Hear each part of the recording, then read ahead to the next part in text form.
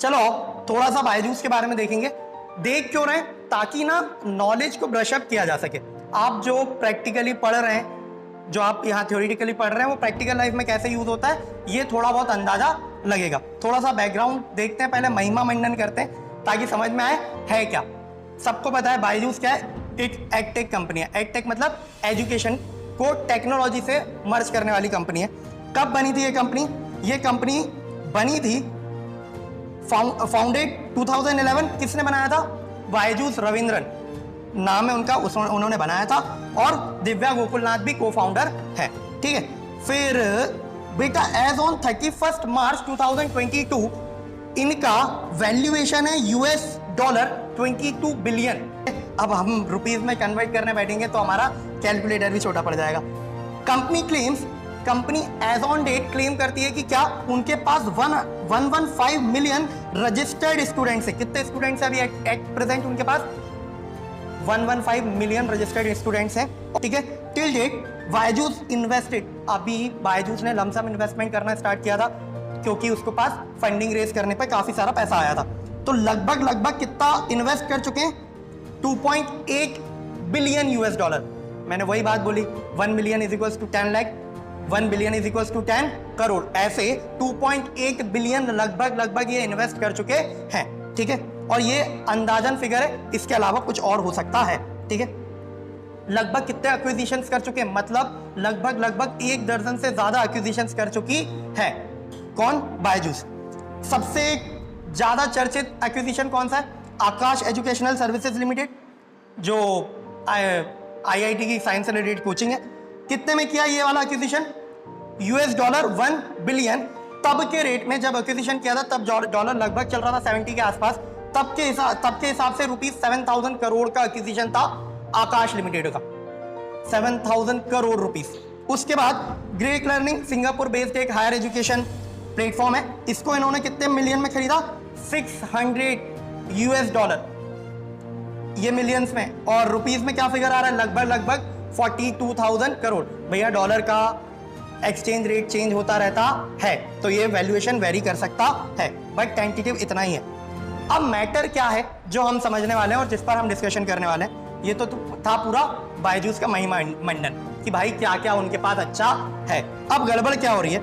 In March 2022 it's sign. अच्छा एक बात और, इन्होंने कतर इन्वेस्टमेंट अथॉरिटी के साथ एक एग्रीमेंट साइन किया है जिसके अकॉर्डिंग ये लोग वहां पर R&D सेंटर इस्टेब्लिश करेंगे और वहां पर भी इंस्टीट्यूट बनाना स्टार्ट करेंगे। ठीक है, ये हाइब्रिड मॉडल पर वर्किंग कर रहे हैं, मतलब कोचिंग सेंटर भी बनाते जा रहे हैं और ऑनलाइन प्लेटफॉर्म पर भी काम कर रहे हैं। ठीक है, लगभग इनका प्लान है 500 ट्यूशन सेंटर्स स्टार्ट करने का, हमारे आसपास भी हो चुके हैं। ठीक है, कितने सिटीज में? 200 सिटीज में। अभी as on date more than 80 cities में ऑलरेडी ये अपने सेंटर्स डाल चुके हैं। अब हुआ क्या? इन अगस्त 2022, कितने महीने पहले? लगभग आज से 1-1.5 महीना पहले, ब्लूमबर्ग एक न्यूज एजेंसी है, उन्होंने रिपोर्ट किया कि इस कंपनी ने एमसीए को अपने फाइनेंशियल स्टेटमेंट्स नहीं भेजे। ठीक है, अपने फाइनेंशियल स्टेटमेंट्स नहीं भेजे हैं। पहले इस बात को समझेंगे। बेटा देखो, कोई भी ऑर्गेनाइजेशन ये एक अकाउंटिंग ईयर है। कब स्टार्ट होता है? 1 अप्रैल। लेट से 1 अप्रैल इनका जो सेशन है कंट्रोवर्सी वाला वो है 2021। तो 1 अप्रैल 2020 में स्टार्ट हुआ होगा और एंड कब होगा? 31 मार्च 2021 में एंड होगा। ठीक है, तो इस पूरे ईयर में हम क्या करते रहते हैं? अकाउंटिंग करते रहते हैं। अकाउंटिंग वही जनरल एंट्री करना, लेजर पोस्टिंग करना, trial balance banana year and पर, फिर फाइनलाइजेशन करना। फाइनलाइजेशन कब पॉसिबल होता है? ऑब्वियसली इस डेट के बाद। किस डेट के बाद? आफ्टर 31 मार्च, जब ईयर एंड होगा तभी तो प्रॉफिट कैलकुलेट करेंगे, है ना? तो ईयर एंड होने के बाद बेटा कंपनी रजिस्टर्ड होती है as per companies act 2013। Companies act 2013 के रूल्स फॉलो करके कंपनी रजिस्टर्ड होती है और उसको उसी के अकॉर्डिंग अपनी एक्टिविटीज को क्या करना होता है? रन करना होता है। तो as per companies act 2013 each and every company has to file their financial statements of previous year. पिछले साल के मतलब इस साल, प्रीवियस ईयर कौन सा है? 2021। इसके जब फाइनेंशियल स्टेटमेंट्स फाइल करने रहेंगे तो विद इन कब कर देना चाहिए? एज पर एक सेक्शन है, section 129 of companies act 2013, companies act 2013, उसके अकॉर्डिंग वो बोलता है कि कोई भी कंपनी अपने फाइनेंशियल ईयर एंड होने के बाद एजीएम करेगी। ये अपन पहले कई बार क्लास में डिस्कस कर चुके हैं। एजीएम क्या होता है? एनुअल जनरल मीटिंग, ठीक है। एजीएम करेगी और एजीएम के बाद आरओसी को, आरओसी बोले तो रजिस्ट्रार ऑफ कंपनी, जो किसके अंडर आती है? एमसीए के अंडर आती है, मिनिस्ट्री ऑफ कॉर्पोरेट अफेयर्स, उसके पास जाके अपने फाइनेंशियल स्टेटमेंट्स फाइल करेगी। और फाइनेंशियल स्टेटमेंट कब फाइल करने होते हैं? एजीएम हो जाने के बाद, एजीएम हो जाने के बाद। और एजीएम कब तो हो जानी चाहिए? तो सेक्शन 96 बोलता है कि फाइनेंशियल ईयर एंड होने के लगभग 6 महीनों में एजीएम हो जानी चाहिए। तो मुझे एक बात बताओ, 31 मार्च जब 2021 में खत्म हुआ तो उसकी एजीएम की डेट क्या होगी?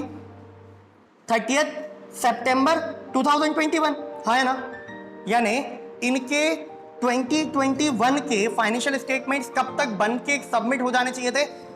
30 सितंबर 2021 तक बनकर एजीएम होकर उसमें अप्रूवल होकर, एजीएम होती है कंपनी की, सारे लोग आके शेयर होल्डर्स बैठते हैं, उनको बताते हैं कि भाई ये पूरा फाइनेंशियल स्टेटमेंट्स है, सामने रखे जाते हैं, शेयर होल्डर्स अप्रूव करते हैं। उसके बाद वो सारे अप्रूव फाइनेंशियल स्टेटमेंट कहाँ फाइल कर दिए जाते हैं? एमसीएम मतलब आरओसी के पास फाइल कर दिए जाते हैं, ठीक है। तो अब हुआ क्या? ब्लूमबर्ग वालों ने रिपोर्ट किया कि अगस्त 2022 तक बेटा हो कब जाने चाहिए थे? हो जाने चाहिए थे 30 सितंबर 2021 तक। जो स्टेटमेंट 30 सितंबर 2021 तक सबमिट हो जाने चाहिए थे 2021 के, वो कब तक सबमिट नहीं हो पाए? अगस्त 2022 तक सबमिट नहीं हो पाए। अब इसमें हो क्या रहा था? इशू क्या था? इशू ये था कि इनकी जो ऑडिटिंग फर्म थी, ऑडिट क्या होता है? फाइनेंशियल स्टेटमेंट बनाती है एंटिटी, फिर कोई एक इंडिपेंडेंट पर्सन आकर उसको चेक करता है कि वो financial statement true and fair है या नहीं है, सही से बनाए गए हैं या नहीं बनाए गए, और फेयर पिक्चर प्रेजेंट करते हैं बिजनेस की या नहीं। तो इनकी जो ऑडिट फर्म है डेलॉइट, डेलॉइट के पास इनका ऑडिट था। डेलॉइट बिग 4 हमारे देश में 4 बड़ी ऑडिट फर्म्स है, पहले कई बार डिस्कस हुआ इसके बारे में, कभी और डिटेल में देखेंगे। उनमें से एक है डेलॉइट, ठीक है। डेलॉइट के पास इनका ऑडिट था, यूएस बेस वो फर्म है।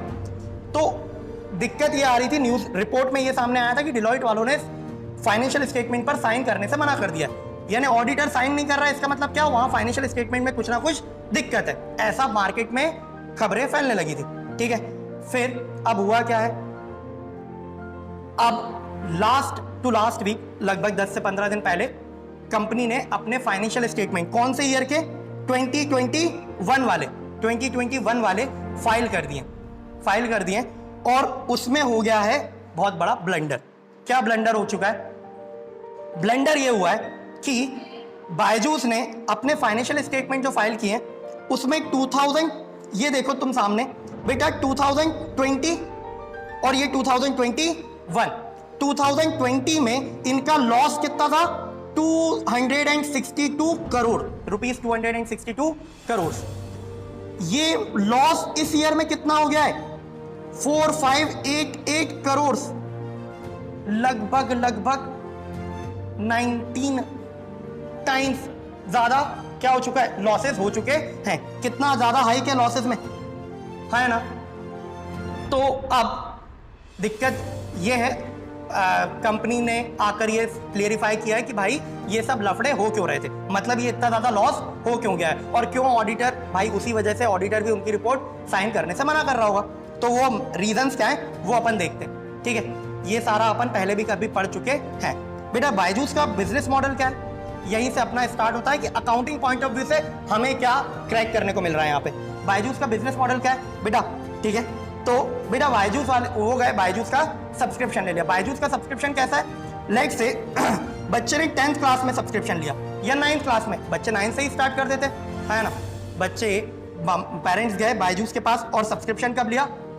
9th या 10th क्लास में ले लिया। लेट से IIT की तैयारी कर पाए, 9th क्लास में सब्सक्रिप्शन ले लिया। बच्चा 9th पढ़ेगा, 10th पढ़ेगा, 11th पढ़ेगा और 12th पढ़ेगा, उसके बाद IIT देगा, है ना। मतलब बच्चा बायजूस से कितने साल तक पढ़ने वाला है? 4 सालों तक पढ़ने वाला है। और इनरोल कब हुआ होगा, वो रजिस्टर कब हुआ होगा? 9th में। यानी आज अगर इनरोल हुआ तो बायजूस वालों को किस, मान लो मैं बोल रहा हूँ 2018 में एनरोल हुआ कोई बच्चा, तो उसको बायजूस वालों को 18 में भी सर्विसेज देनी है, 19 में भी, 20 में भी, 21 में भी, उसके बाद वो बाहर जाएगा बच्चा, है ना। मतलब वो सर्विसेज कितने साल तक देने वाले, 4 साल तक देने वाले, ठीक है। और इस बदले में उनको क्या मिलेगा, रेवेन्यू मिलेगा। तो अब यहां पर क्या मैटर है, रेवेन्यू रिकग्निशन का कुछ इशू आ रहा था। क्या इशू आ रहा था कि बायजूस वाले क्या करते थे, जैसे मान लो उनके पास कोई एडमिशन लेने आया 1 अप्रैल 2019 को, मतलब कौन सा ईयर है ये, 1920, कौन सा ईयर है, 1920 के सेशन में कोई एडमिशन होने आया, एडमिशन लेने आया, और मान लो उसने पूरा सब्सक्रिप्शन वहीं पे कर दिया, ठीक है। 4 सालों का सब्सक्रिप्शन है, लाइक से 1 लाख रुपीस, कितना, 1 लाख रुपीस। कब रिसीव हुआ ये बायजूस को, 1920 में, लेकिन उसके बदले में इस साल भी सर्विसेज देनी है और इस साल भी सर्विसेज देनी है, ठीक है। मैंने बोला 3 साल का सब्सक्रिप्शन लिया बंदे ने, तो कितने साल तक सर्विसेज देनी है, 3 साल तक। और हम पढ़कर आए थे कि जब रेवेन्यू रिकॉग्नाइज करते हैं बुक्स ऑफ अकाउंट्स में, तो कैसे करना चाहिए, पीरियड के बेसिस, पीरियड मैच करना चाहिए, क्या नहीं करना चाहिए भाई। रेवेन्यू रिकॉग्नाइज हम रिकॉग्नाइज कर रहे हैं बुक्स में, तो इस 1 लाख को क्या करना चाहिए, 3 सालों में तोड़ना चाहिए कि कितना हमने इस साल में सर्विसेज दी, कितनी हमने इस साल में सर्विसेज दी, और कितनी इस साल में सर्विसेज दी। इसको क्या बोलते थे, मैचिंग प्रिंसिपल, याद है क्या, मैचिंग प्रिंसिपल। मतलब जिस साल का रेवेन्यू हो उसी साल में रिकॉर्ड हो, जिस साल का एक्सपेंस हो उसी साल में रिकॉर्ड हो, ठीक है। तो बायजूस वालों ने ये क्लियरिफाई किया कि भाई हमारी रेवेन्यू रिकॉग्निशन जो पॉलिसी थी, वो लोग क्या करते थे, जिस साल में कोर्स बिका उसी साल में पूरा रेवेन्यू बुक कर लेते थे, उसी साल में पूरा रेवेन्यू बुक कर लेते थे। तो इस वजह से क्या होता था, इस साल का तो रेवेन्यू ज्यादा आ गया, लेकिन अपकमिंग ईयर्स का रेवेन्यू, बच्चा कंटिन्यू पढ़ रहा है, उसके पास सब्सक्राइबर है कंपनी के पास, लेकिन वो फीस देगा क्या, आप नेक्स्ट ईयर में फीस नहीं देगा। तो इस साल में रेवेन्यू ज्यादा दिखेगा जिसमें आपने बुक कर लिया, उसके बाद नेक्स्ट के ईयर्स में रेवेन्यू दिखेगा नहीं। तो एक इशू तो ये था, जिस वजह से इन्होंने बोला कि हमारे पास, हम पहले ईयर्स में रेवेन्यू बुक कर चुके हैं, इस वजह से करंट सेशन में हमने रेवेन्यू बुक नहीं किया और हमारा लॉस कितना बढ़ गया, इतना ज्यादा हाई हो गया। एक रीजन ये दिया। इसके अलावा एक रीजन और है जो न्यूज में बाहर आ रहा था, हो क्या रहा था, देखो मोस्टली मिडिल क्लास ज्यादा इनसिक्योर होता है, तो सबसे ज्यादा सब्सक्रिप्शन ऐसे लोग ले रहे होते थे जिनके पास खुद फंडिंग होती नहीं थी, ठीक है। तो बायजूस वाले क्या करते थे, उनको फाइनेंस ऑप्शन अवेल कराते थे। क्या, फाइनेंस पार्टनर्स जैसे अलग अलग बैंक्स हैं और एनबीएफसीज हैं, ठीक है। एनबीएफसीज क्या होती है बताया था, जो नॉन बैंकिंग फाइनेंशियल इंस्टीट्यूशंस। तो इनके थ्रू क्या करते थे, जैसे कोई पेरेंट्स गया बायजूस वाले के पास, कोई पेरेंट गया बायजूस वाले के पास, उसके पास पैसे है नहीं बायजूस वाले को देने को, तो वो कहां चले गए, किसी एनबीएफसी वाले से इनका कांटेक्ट करा देते, ठीक है, कि भाई आप एनबीएफसी से क्या ले लो, लोन ले लो, और वो लोन से हमें फीस पे कर दो, है ना। अब ये एनबीएफसी वाला इस बंदे को लोन देना चाहता नहीं है, क्यों, क्योंकि उसको डर है कि उसका पैसा डूब ना जाए।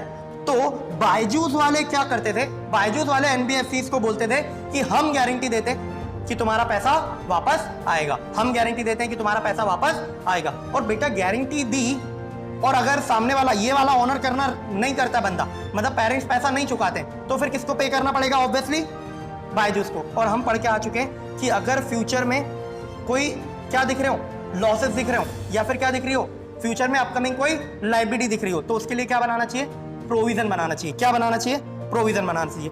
तो हुआ ये था कि अब तक ये लोग प्रोविजंस बनाते नहीं थे, बुक्स ऑफ अकाउंट्स में प्रोविजन बनाए नहीं थे। तो डिलॉयट ने इस बात पर क्या किया, अपोज करना स्टार्ट किया कि भाई साहब आपकी बुक्स में प्रोविजनिंग होना तो जरूरी है, प्रोविजनिंग होना तो जरूरी है, क्योंकि अगर फ्यूचर में पेरेंट्स देने से डिनाई करते तो किसको पे करना पड़ेगा, उस केस में कंपनी को पे करना पड़ेगा। तो कंपनी को पे करना पड़ेगा, तो कंपनी को तब क्या होगा, हैवी लॉसेज होंगे या उसकी लायबिलिटी अराइज होंगी, हाँ या ना।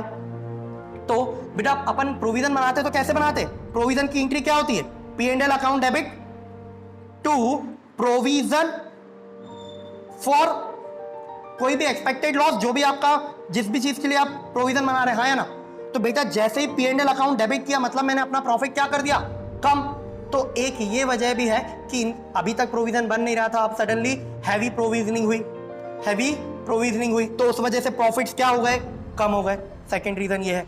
एक और रीजन चल रहा है, क्या, कि बायजूस ना कहीं कहीं पर पेरेंट्स के बिहाफ पर एनबीएफसीज को इंटरेस्ट पे करता है। क्या पे करता है, इंटरेस्ट पे करता है। और वो जो इंटरेस्ट है ना बायजूस वाले अपने एक्सपेंस में बुक नहीं करते थे, अपने एक्सपेंस में बुक नहीं करते थे। अभी तक वो अपने एक्सपेंस में चार्ज नहीं करते थे। आपको पता है जैसे ही प्रॉफिट के अगेंस्ट एक्सपेंस चार्ज किया जाता है तो प्रॉफिट क्या हो जाता है, कम हो जाता है। तो अभी तक वो क्या करते थे, एक्सपेंस के अगेंस्ट, प्रॉफिट के अगेंस्ट ये इंटरेस्ट वाला एक्सपेंस चार्ज नहीं कर रहे थे। तो अब इस साल डिलॉयट वाले अड़ गए, तो उन्होंने इस बार वो भी चार्ज करना स्टार्ट किया। मतलब बहुत ज्यादा ड्रास्टिक चेंज आया है उनकी अकाउंटिंग पॉलिसीज में। बेटा रेवेन्यू रिकॉग्निशन की पॉलिसी चेंज हो गई, फिर वो मैचिंग प्रिंसिपल से उन्होंने लाइन अप किया, ठीक है, फिर प्रोविजनिंग करी, फिर कुछ एक्सपेंसेस जो पहले बुक नहीं कर रहे थे अब वो बुक करना स्टार्ट किए, और पुराने टाइम के लिए भी कुछ एडजस्टमेंट किए।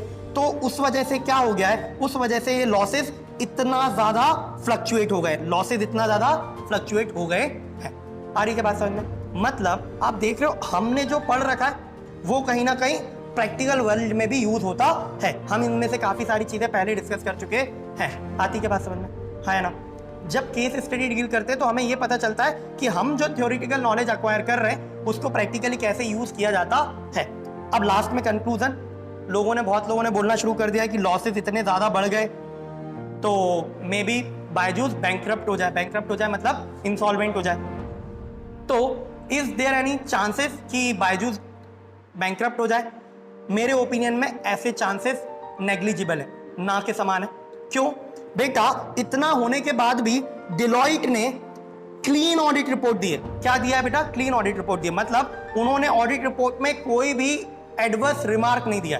उन्होंने ये नहीं बोला कि फाइनेंशियल स्टेटमेंट में कुछ प्रॉब्लम है या कंपनी के गोइंग कंसर्न में कुछ प्रॉब्लम है।